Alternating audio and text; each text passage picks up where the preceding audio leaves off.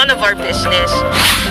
Dahil sa Build, Build, Build program, halos wala na raw gagawin ang susunod na liderato, kundi ituloy na lamang ang magandang nasimulan ng Duterte administration. Araw ng kanyang panunungkulan, asahan na raw ang kabi-kabilang pagbubukas ng mga bagong kalsada, mga bagong linya ng tren, airport at seaport, at iba pang infrastruktura sa bansa. Ipinagmalaki rin nila na malaki ang ambag ng programa para makabangon sa ekonomiya dulot ng pandemya. Aabot sa mahigit 7 milyong Pinoy ang nabigyan ng trabaho dahil sa mga proyekto ng pamahalaan.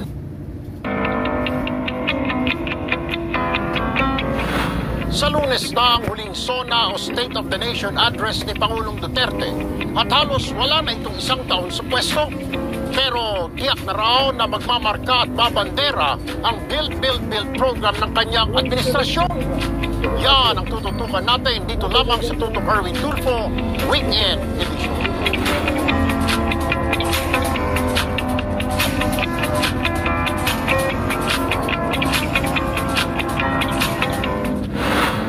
Sa loob lamang ng 5 taon simula ng manungkulan si Presidente Duterte, aabot na sa halos 30,000 kilometro ng kalsada at halos 6,000 tulay na ang naipagawa ng DPWH sa ilalim ng Build, Build, Build program.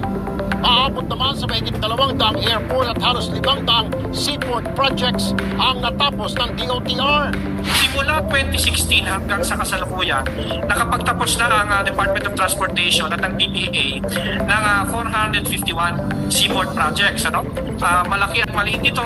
Ang pinagmamalaki natin dyan, unang-una yung ating yung bagong passenger terminal building sa Cagayan de Oro, na kung saan ay ito ay magagamit ng 3,000 pasahero at any given time.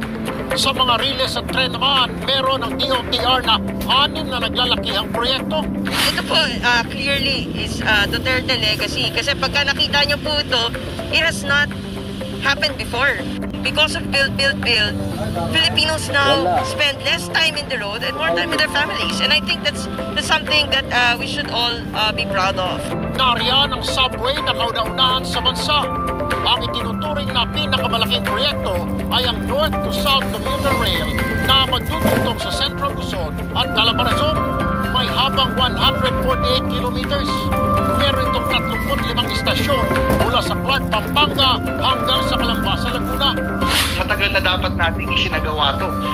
Sabi nga, nagka-catch up or naghahabol tayo sa infrastructure investment. Dapat 2 or 3 decades pa ito ginawa. At tulad nila namin mga proyekto. Metro Manila Subway, 1973 pa pinag-isipan. Itong PNR Clark natin, 1993 pa dapat. Itong Common Station natin, 2007 pa. LRT1 Cavite Extension, 2000. MRT7, 2001. So kung titignan mo, talagang it's high time. Talagang kailangan ng mga tao natin. Tuloy-tuloy din daw ang rehabilitasyon sa mga tren. Kung dati mahigit 70 kilometers lamang ang release ng tren, sa panahon ni Duterte, mahigit 1,000 kilometro na ang haba ng mga riles. Mula rin sa 61 train stations noong 2016, ngayon ay meron ng 168 na istasyon ng tren.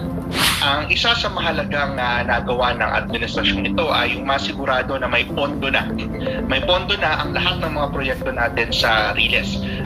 Nagtapos tayo ng 2020, so as of December 2020, ay meron tayong 1.7 trillion. Double time at halos 24 oras na raw ang trabaho sa lahat ng proyekto ng Build, Build, Build. Sa mga huling araw ng kanyang panunungkulan, asahan na raw ang kabi-kabilang pagbubukas ng mga bagong kalsada, mga bagong linya ng tren, airport at seaport at iba pang infrastruktura sa bansa. Ipinagmalaki rin nila na malaki ang ambag ng programa para makabangon sa ekonomiya dulot ng pandemya.